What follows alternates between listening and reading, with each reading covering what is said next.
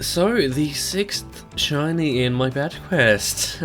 To be honest, I'm not entirely surprised that this hunt went over odds, as when it comes to shiny starter Pokemon, I've always had bad luck. Also, doesn't really help that this is like my first case of or one of the first cases of me logging how many I've done, how many encounters I've done, but being about nearing twice over odds is something.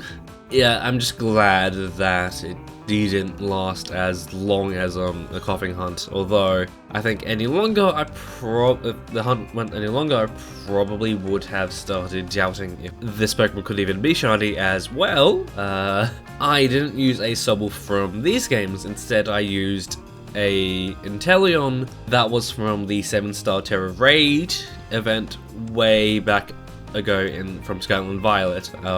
Because fun fact, you can bring a Pokemon from Gen 9 back into a Gen 8 game now. Well, not really now, but you can do that if you wanted to. And yeah, now that I've had some real time with the breeding in this game as well, the hunt didn't last.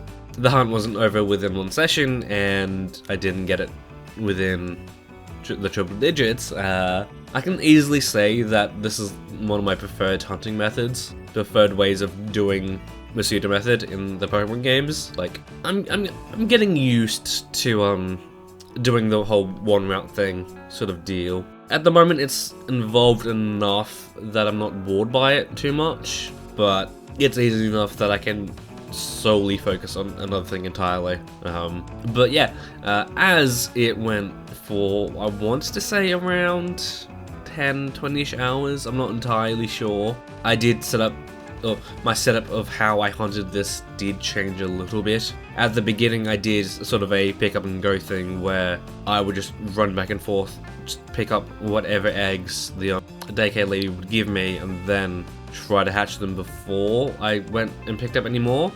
But then as time went on, I decided on filling up a ton of my boxes with eggs before pressing record, and then going back and forth and doing some hatching, which I feel like is slightly faster, at least when it comes to like the recording side of things. Like, I would get through like 100 eggs pretty quickly, when before it would take me about an hour or so. But then as the hunt went on, and like towards the end of the hunt, I just kind of did whatever. But my main focus was bulk catching. As great as bulk catching is for the longer hunts, a downside of it is possibly like the possibility that within the first few boxes of eggs you've got, you find the shiny, and then you have to do something with the remaining, or how many eggs you have left over. So that's kind of a bad thing. Fortunately, that is the only downside of bulk catching. And I think in future I might see if I'll start a hunt off with the pick up and go method, only to see if I get lucky and get the shiny within the first 100 or so eggs, and then once that's over, I'll transition to bulk catching. Also, I'm not sure if it's just because I've got the accessibility mode on, or the accessibility controls on from a previous hunt, but it seems it's only in Sword and Shield that I can't use the D-pad for menuing. Instead, they're like another batch of face buttons. Actually, now that I'm thinking about it, it is probably that, because this is just a me thing, I feel, but when it comes to menuing, I prefer, especially in Pokemon games, I prefer to use the D-pad, just for a little bit of extra control over the things. Although that being said, at least the menus don't lag as much as they do in other games. Yeah, but I'll definitely see if turning them off would help with that, because I turned it on when I was hunting for, I think, coughing is when I actually turned them on, so I could like sit back in my bed and just only have one Joy-Con in one hand, and then have the counter on my phone tracking the encounters with the other, that sort of deal. And the final thing I'll mention is, I think in maybe in future hunts that I do for this series or my own time, I might try to do it in the wild area instead of Route 5. I think it's Route 5. Only because you can kind of you can spin around in circles and get eggs hatched. Like, you can do things faster there, I think. I want to say. but I'm not entirely sure. But yeah, here's me finding the shiny, taking a bit of a piss break, and then my reactions to the thing.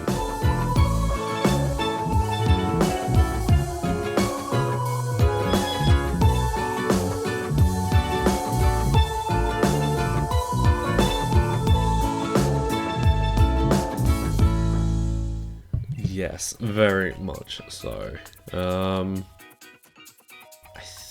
Yeah, that's male, so thinking that we go Nagisa. I think that's how you spell that. I mean, they could look it up, but I don't know. But you know what? Before I do anything, save.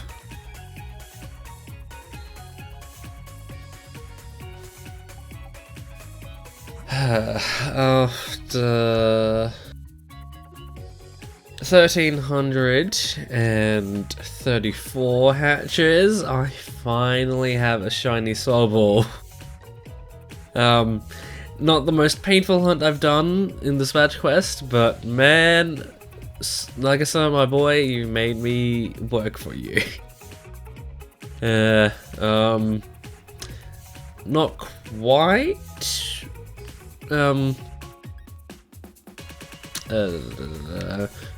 Not quite the luck of the Irish, but I mean, I guess St. Paddy was a bit busy on the 17th. Context there being that I, not only the past few years, but for like a while there, I had found a shiny on the 17th of March, you know, St. Paddy's Day. But yeah, let's go check this bad boy out. Here. Go around here. Yeah, I feel like I'm not, I say this like a bit, but like I kind of feel like if the hunt was or were to go any longer, I would probably start to doubt myself, because the parent of Nagisa is actually from Gen 9. It's not from this game.